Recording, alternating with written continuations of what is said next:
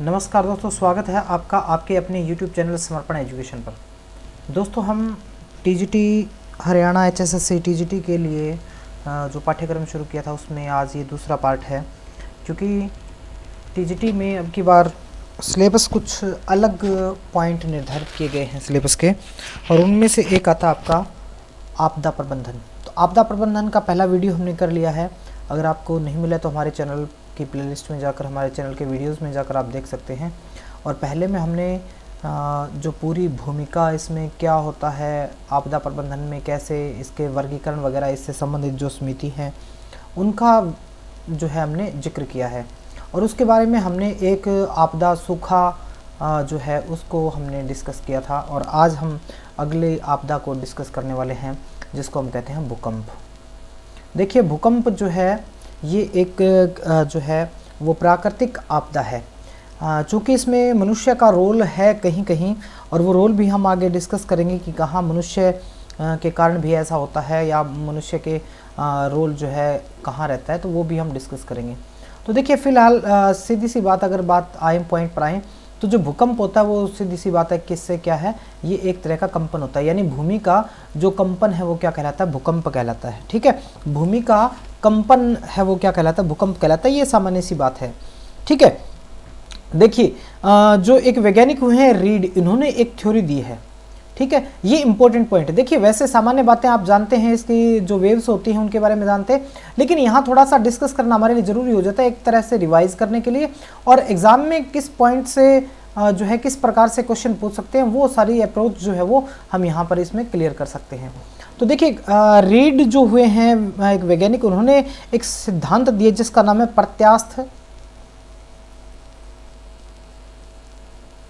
प्रत्यास्थ पुनश्च सिद्धांत या थ्योरी कह सकते हैं आप इसको। ठीक है, ये सिद्धांत क्या कहता है, ये सिद्धांत कहता है कि कोई भी जो चट्टान है, यानी पृथ्वी जो है चट्टानों से निर्मित है, और कोई भी चट्टान है वो एक निश्चित सीमा तक दबाव को सहन कर सकता है। एक निश्चित सीमा तक जो है वो अपने ऊपर जो तनाव को झेल सकता है, ये कह सकते हैं, दबाव या तनाव को झेल सकता है। और उस सीमा से अगर ज़्यादा अगर उस चट्टान पर दबाव बनेगा, तनाव बनेगा, तो वो चट्टान क्या हो जाएगी, टूट जाएगी। अब जब चट्टान टूट जाएगी तो वो जो है टूटने के बाद अपनी यथास्थिति में आ जाएगी। क्या होता है, वो टूटने के बाद अपनी जो पुरानी स्थिति होती है उसमें आने का प्रयास करेगी, और उसमें आने का प्रयास करेगी तो वहाँ क्या होगा, वहाँ होगा कंपन। ठीक है, और वो कंपन है, वही कंपन क्या कहलाता है, वही कंपन जो है वो भूकंप कहलाता है। वही कंपन जो है क्या कहलाता है, वो भूकंप कहलाता है। अब एक बार फिर से देख लेते हैं कि जो वैज्ञानिक रीड हैं उन्होंने क्या कहा है, उनके सिद्धांत का नाम क्या है।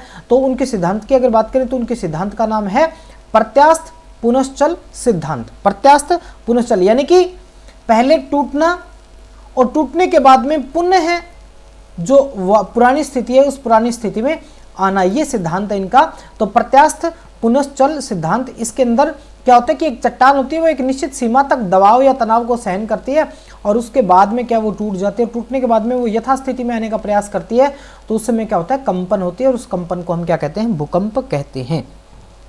ठीक है, अब देखिए, वैसे भूकंप का जो पूर्वानुमान है वो नहीं लगाया जा सकता। ठीक है, लेकिन वर्तमान में कुछ तकनीकी ऐसी विकसित हो रही है, या यूं कहें कुछ जुगाड़ ऐसे हो रहे हैं जिनसे थोड़ा बहुत पहले जो इसका पता लगाया जा सकता है। देखिए, क्या होता है कि जब भूकंप वगैरह आता है तो जानवर जो होते हैं ना, जानवर होते हैं उनको पता चल जाता है। अब उनको तो पता चल जाता है, लेकिन वो हमें कैसे बताएंगे, तो ये दिक्कत है। तो जानवरों के जो माइक्रोवेव्स जो है उनको पहचानने की क्षमता ज़्यादा होती है, इसलिए वो जो जैसे पालतू पशु है वो थोड़ा सा अलग सा अजीब सा बिहेव करते हैं, और जो पृथ्वी में रहने वाले जीव जंतु हैं वो बाहर निकल आते हैं, जल में रहने वाले जीव जंतु हैं वो भी एक अलग हलचल करते हैं। तो इस प्रकार उनको पता चल जाता है, क्योंकि वो माइक्रोवेव्स को पहचानते हैं इसलिए।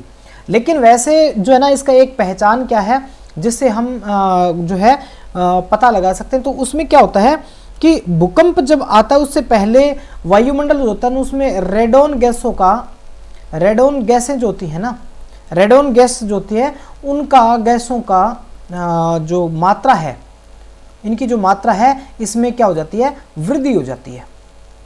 जहां पर भूकंप आता है उस स्थान पर रेडन गैसों की मात्रा वायुमंडल में, इसकी मात्रा जो है वो बढ़ जाती है। उसके हिसाब से थोड़ा सा अनुमान लगाया जा सकता है कि यहां भूकंप आने वाला है। ठीक है। दूसरी बात, अब देखिए जब भूकंप आएगा तो भूकंप का एक होता है केंद्र और एक होता है अधिक केंद्र। देखिए दोनों में फर्क होता है, केंद्र और अधिक केंद्र दोनों में थोड़ा सा अंतर है, वो अंतर समझना होगा हमें, क्योंकि परीक्षा में ये दोनों पॉइंट आपको मिलते हैं और आप वहां पर डिफाइन करना बड़ा मुश्किल हो जाता है कि कौन सा केंद्र होता है, कौन सा अधिक केंद्र होता है। देखिए जहां प्लेटें टकराएंगी या टूटेंगी, चट्टानें टकराएंगी या टूटेंगी, उस पर जो उस स्थान पर जहां पर टकरा वो स्थान पर जब जो जहां से आप ये कह सकते हैं कि वहां से बल लगेगा। ठीक है, बल लगता है और बल लगने वाली जगह यानी जहां से शुरू होता है, जहां से शुरू होता है बल लगना, यानी जहां दो प्लेटें आपस में टकराएंगी, पृथ्वी के अंदर जो लावे के अंदर जो प्लेटें जो है वो गति कर रही है, वो आपस में टकराई है या बीच से टूट रही है, जिस स्थान पर टूट रही है उस स्थान को क्या कहते हैं, उसको हम कहते हैं केंद्र। ठीक। अच्छा, इसके बाद बात आती है अधिक केंद्र की। केंद्र कहां, जहां पर प्लेटें टकराई, जहां पर एक्सीडेंट हुआ, वो क्या है आपका केंद्र है। अब अधिक केंद्र क्या होता है, ये पृथ्वी है, इस पृथ्वी के अंदर कहीं प्लेटें टकराई और इसके निकटतम स्थान पर जहां भी ऊपर पृथ्वी के ऊपर जहां पर निकटतम जगह जहां पर ये तरंग महसूस की जाती है या पृथ्वी के ऊपर जहां महसूस की जाए ये तरंग, उसको हम क्या कहते हैं, अधिक केंद्र कहते हैं। मान लीजिए हम जहां खड़े हैं उसके 100 किलोमीटर नीचे जो है टकराई हैं प्लेटें, तो वो क्या होगा, वो केंद्र, इसका केंद्र होगा। लेकिन जहां ऊपर का, धरती के ऊपर का पॉइंट जहां हम महसूस करते हैं कंपन को पहली बार, उसको हम क्या कहते हैं, उसको अधिक केंद्र कहते हैं। तो भूकंप का केंद्र और अधिक केंद्र से संबंधित जो है वो आपका मेरे ख्याल से क्लियर हो गया होगा। ठीक है। अच्छा देखिए, अब जब आपस में प्लेटें टकराएंगी या प्लेटें आपस में टकराएंगी या फिर कोई प्लेट टूटेगी, तो क्या होगा, वहां से कुछ जो है ऊर्जा विकसित होगी, वहां से ऊर्जा निस्सारित होगी, ऊर्जा चलनी शुरू होगी। और वह ऊर्जा कहलाती क्या है, ये प्रश्न जो है एग्जाम में पूछा जा सकता है, काफी ज्यादा संभावना होती है। उसको बोलते हैं प्रत्यास्थ ऊर्जा। क्या कहते हैं, प्रत्यास्थ ऊर्जा। देखिए सामान्य बातें आप सब जानते हैं, चूंकि हमें एग्जाम की तैयारी करनी है इसलिए हमें जो बारीक चीजें हैं उनका भी ध्यान होना चाहिए, बारीक चीजों का। तो देखिए ऊर्जा जब जहां से भूकंप उठता है यानी केंद्र से, भूकंप के केंद्र से जो ऊर्जा प्रसारित होती है उसको हम क्या कहते हैं, प्रत्यास्थ ऊर्जा कहते हैं। ठीक है, चलिए आगे बढ़ते हैं, कुछ इस टॉपिक में आगे बढ़ते हैं।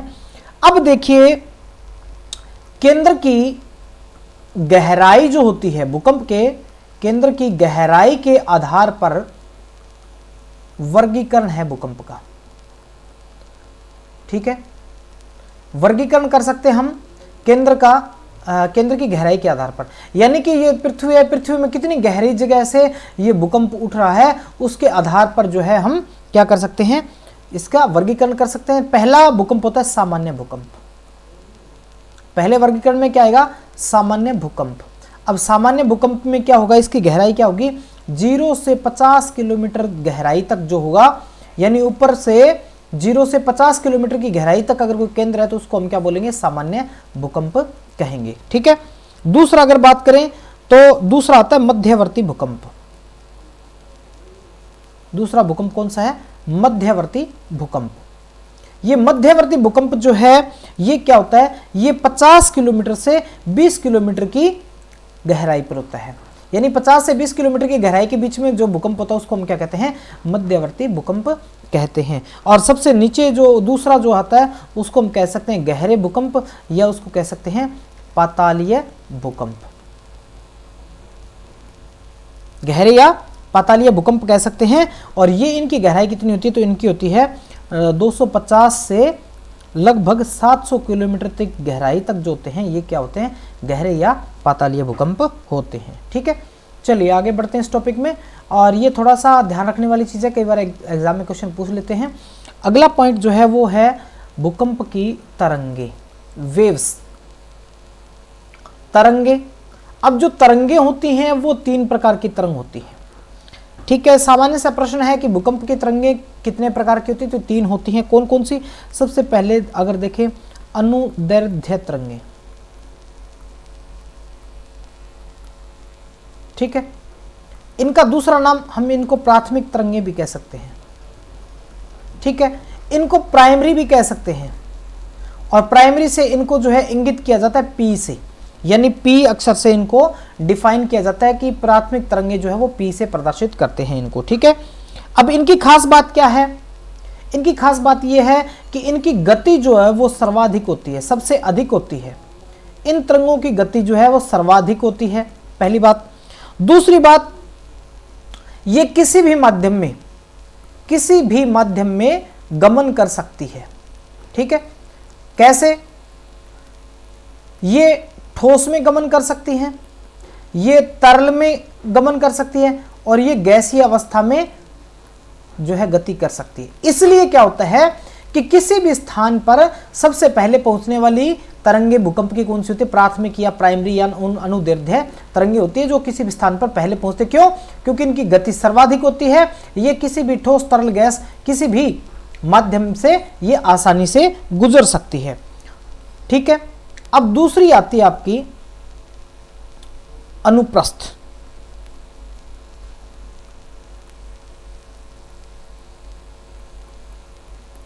अनुप्रस्थ तरंगें जो है ये क्या करती हैं? इनको हम कहते हैं गौण तरंगे, ठीक है। इनको हम सेकेंडरी बोल सकते हैं, सेकेंडरी कहें गौण कहें एक ही बात है। और इनको हम कहते हैं एस, ठीक है। एस से इंगित करते हैं सेकेंडरी एस, ठीक है। अच्छा, इनकी खास बात क्या है? ये केवल और केवल ठोस माध्यम में ही, केवल और केवल ठोस माध्यम में गति करती हैं। किसमें गति करती हैं? केवल ठोस माध्यम में चल सकती हैं। ये गैसीय माध्यम में या तरल माध्यम में नहीं चलती। इस बात का हमने ध्यान रखना है, ठीक है। तो ये जो है इनको हम क्या कहेंगे? अनुदैर्ध्य तरंगों को कहेंगे पी प्राइमरी, और अनुप्रस्थ को कहेंगे एस या सेकेंडरी, ठीक है। अगर तीसरे नंबर की बात आती है तो तीसरी तरंगें कौन सी होती हैं? तीसरी तरंगें होती है धरातलीय तरंगें, धरातलीय तरंगें। अब देखिए, धरातलीय तरंगें जो है इनका नाम से स्पष्ट है कि ये धरती के पास पास चलती है। धरती के ऊपरी जो सतह है ना, धरती के ऊपरी जो सतह है उसके पास पास ये जो है गमन करती हैं, ठीक है। तो ये धरती के ऊपरी सतह के पास पास गमन करेंगी तो सबसे विनाशकारी भी यही होती हैं। तो क्या होती हैं? सबसे विनाशकारी भी यही होती हैं, या ये कह सकते हैं कि सबसे ज्यादा प्रभावशाली भी यही होती हैं। अगर आपका प्रश्न आए कि प्रभावशाली तरंगें कौन सी होती हैं, तो वो होती है आपकी धरातलीय तरंगें। विनाशकारी होती हैं तो वो भी धरातलीय तरंगें हैं, और इनको एल वेव्स कहते हैं। एल, क्योंकि इनकी खोज की थी एच.डी. लव ने। एच.डी. लव जो इन तरंगों के खोज करता थे, इनके कारण इनका नाम पड़ा लव तरंगे, यानी एल से इनको डिफाइन हम करते हैं। तो ये जो है ये पृथ्वी के सबसे ऊपरी भाग को प्रभावित करती है, और सबसे ऊपरी भाग को प्रभावित करने के कारण ही सबसे ज्यादा विनाशकारी ये होती हैं। आगे बढ़ें तो इसमें देखते हैं कि भूकंप की जो तरंगे होती हैं, भूकंप तरंगों की तीव्रता जो है उसका मापक कौन सा है, ठीक है। भूकंप तरंगों के की तीव्रता का मापक, तो तीव्रता का मापक कौन सा होता है? तो तीव्रता का मापक होता है सिस्मोग्राफ। सिस्मोग्राफ, ठीक है। तो आपका एक साधारण सा क्वेश्चन आता है कि भूकंप मापी यंत्र का नाम क्या है? तो सिस्मोग्राफ उसको हम कहते हैं। देखिए, सिस्मोग्राफ में 3 स्केल होते हैं, ये जानना जरूरी है। 3 स्केल होते हैं। कौन कौन से होते हैं? पहला स्केल जो होता है उसको हम कहते हैं राशिफेरल स्केल। राशिफेरल स्केल, ये जो राशिफेरल स्केल है, ये स्केल जो है इसके मापक जो होते हैं, इसके मापक होते हैं 1 से 11 तक। बस ये आपको ध्यान रखना है। राशिफेरल स्केल, इसका मिलान करना आ सकता है। ये पूछा जा सकता है राशिफेरल स्केल किससे संबंधित है? तो ये भूकंप से ही है, ठीक है। ये एक प्रकार का स्केल पैमाना है, ठीक है, मापक है। तो इसमें मापक में क्या होते हैं, 11 होते हैं। जैसे एक फीट का ये होता है ना, फुटा होता है, स्केल होता है, उसके अंदर क्या होता है 1 से 12 तक जो है वो होते हैं ना, 12 इंच तक होते हैं। इसी प्रकार सेंटीमीटर होते हैं। तो वो अलग अलग जो है इसमें क्या है, रोस्टीफेल स्केल में मापक जो है वो क्या होते हैं 1 से 11 तक होते हैं। दूसरा जो है उसको बोलते हैं Mercalli Feral, Mercalli Feral scale, ठीक है। अब ये मर्केली फेरल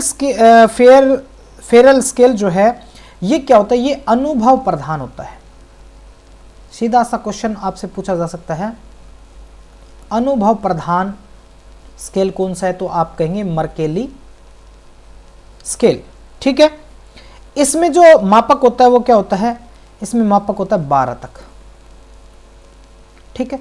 और तीसरा और सबसे महत्वपूर्ण जो है वो कौन सा है, रिक्टर स्केल, रिक्टर स्केल।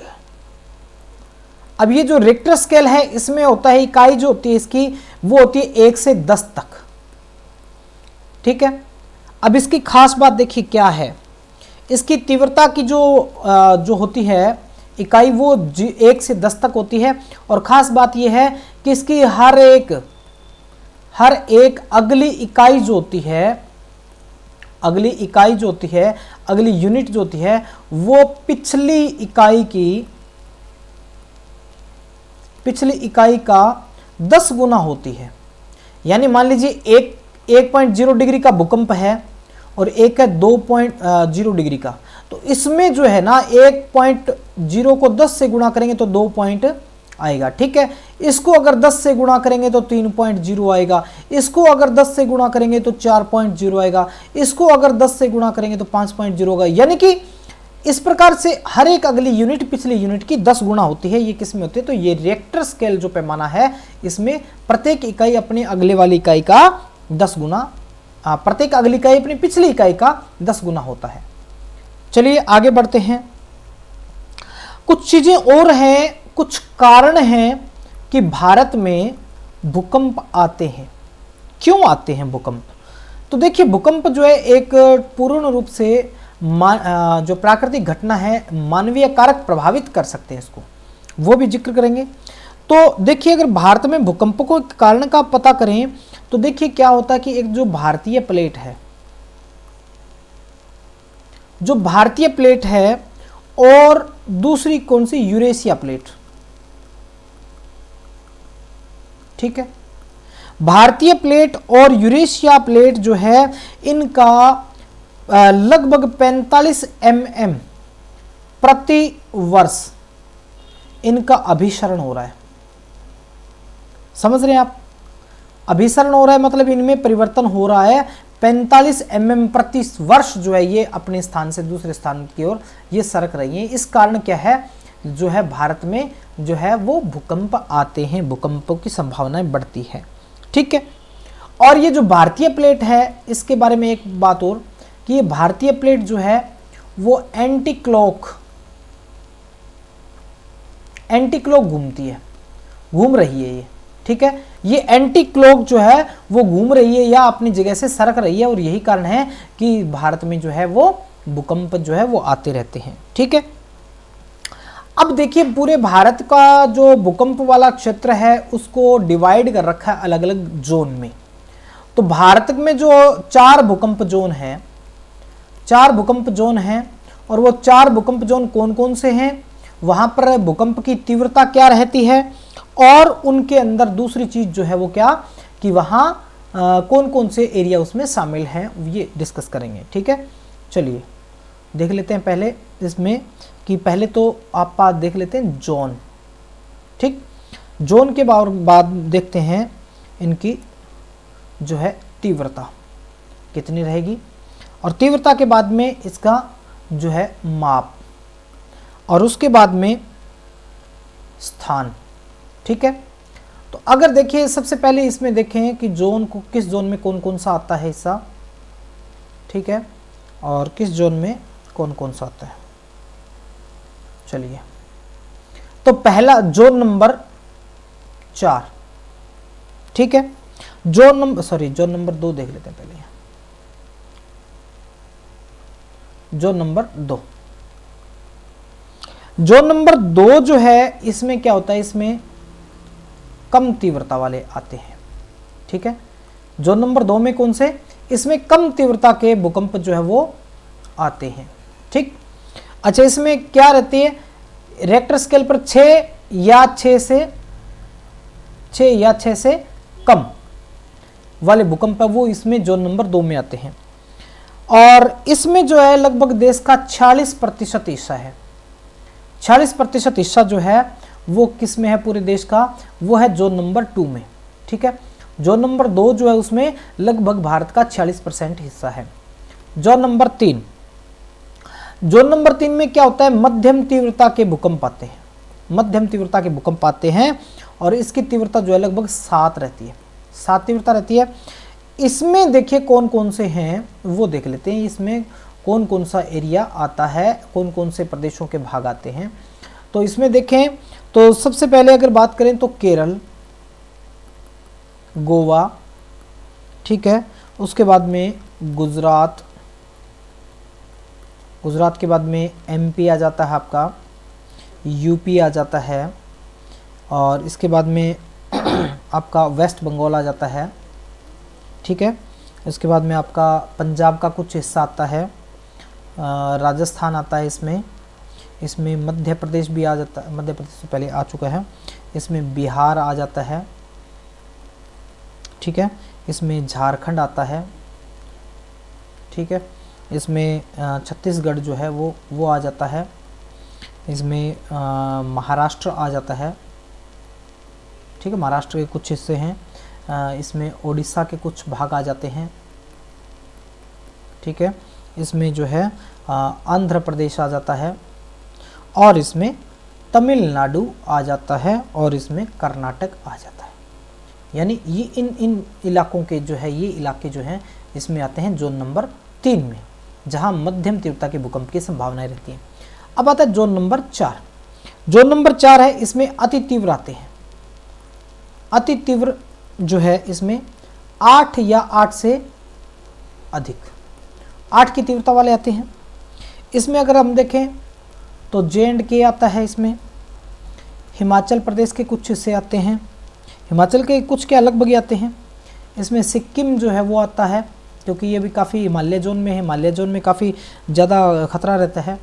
कुछ हिस्से आपके यूपी के आते हैं, कुछ हिस्से आपके इसमें बिहार के भी आते हैं, पर्वतीय इलाका जो है वो, कुछ इसमें मध्य प्रदेश के भी आते हैं, इसमें कुछ हिस्से राजस्थान के आते हैं, और यहाँ इसमें आपका दिल्ली भी इसी में आता है। ये प्रश्न काफ़ी इंपॉर्टेंट है, दिल्ली किस जोन में आता है, तो जोन नंबर 4 में ये आता है, ठीक है।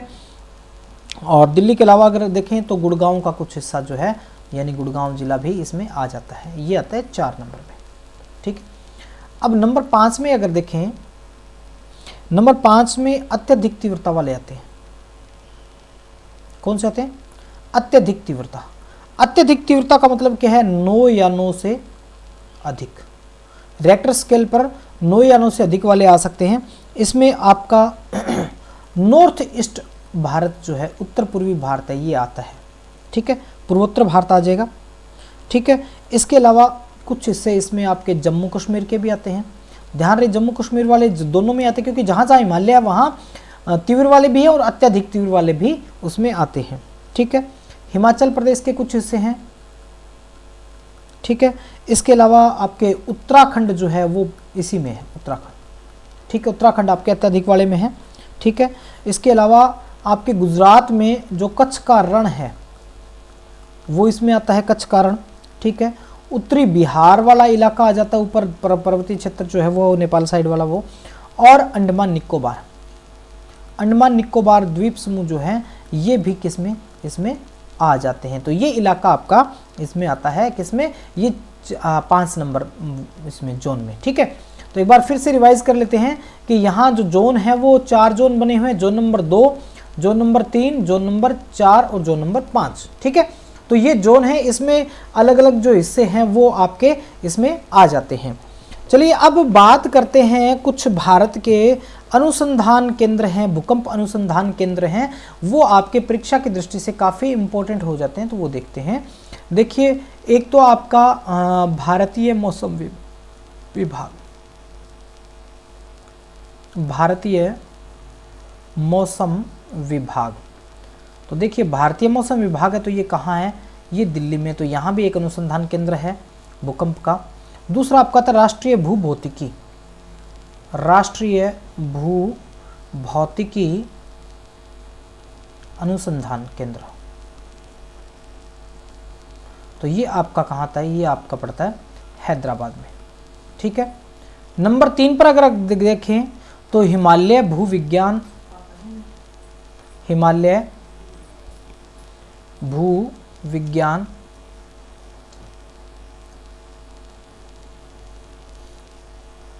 वाडिया संस्थान, वाडिया संस्थान, ये आपका देहरादून में रहता है, देहरादून यानी उत्तराखंड में। और इसके बाद 4 नंबर देखें तो भू सर्वेक्षण विभाग, भू सर्वेक्षण विभाग, ये आपका पड़ता है कोलकाता में। और इसके बाद वाला देखें तो राष्ट्रीय अंतरिक्ष प्रयोगशाला, राष्ट्रीय अंतरिक्ष प्रयोगशाला, ये आप नोट डाउन करते रहिए साथ के साथ। ये राष्ट्रीय अंतरिक्ष प्रयोगशाला है, ये भी आपके कहाँ है, कोलकाता में है। ठीक है। नंबर 6 पर अगर देखें तो भूकंप अभियांत्रिकी एवं प्रशिक्षण विभाग, भूकंप अभियांत्रिकी एवं प्रशिक्षण विभाग,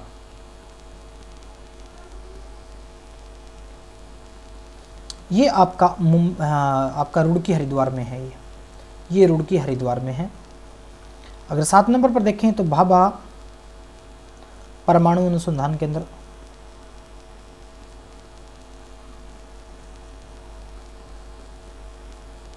ये आपका मुंबई में है। ठीक है। और नंबर 8 पर देखें भारतीय खाद्यान्न संस्थान, खाद्यान्न संस्थान है ये आपका धनबाद झारखंड में। ठीक है। इसके अलावा भारतीय प्रौद्योगिकी संस्थान यानी IIT खड़गपुर में और IIT मुंबई में। इन स्थानों पर IIT मुंबई और IIT खड़गपुर, इन स्थानों पर क्या है, इन स्थानों पर भूकंप अनुसंधान संगठन स्थापित किए गए हैं। ठीक है। तो ये आपके काफ़ी इम्पोर्टेंट हो जाते हैं, इनको आप थोड़ा सा आप नोट डाउन कर लीजिए, थोड़ा सा समझ लीजिए, थोड़ा सा इनको आप याद कर लीजिए। ठीक है। तो ये हमने दूसरा पार्ट कर लिया यहाँ पर भूकंप वाला। और भूकंप जो है इसके कुछ न्यूनीकरण के उपाय हो सकते हैं। भूकंप जो है वो पूरी तरीके से मानव के हाथ में नहीं है, ये पूरी रूप से प्रकृति के हाथ में है। ठीक है।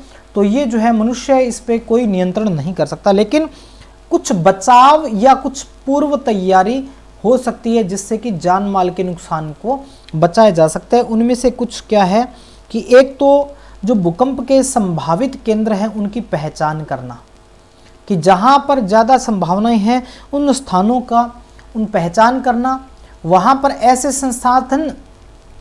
संसाधन स्थापित करना जिससे लोगों को समय पर सूचना मिल सके। ठीक है। दूसरा हम क्या कर सकते हैं, GPS सिस्टम वगैरह आदि से जो नई टेक्नोलॉजी है इनसे प्लेट विवर्तनिक जो प्लेटें होती हैं उनकी कंपन का, उनकी हलचल का पता लगाया जा सकता है, जिससे समय पर सूचना जो है वो प्रसारित की जा सकती है रख रखाव की या उससे जागरूक होने की।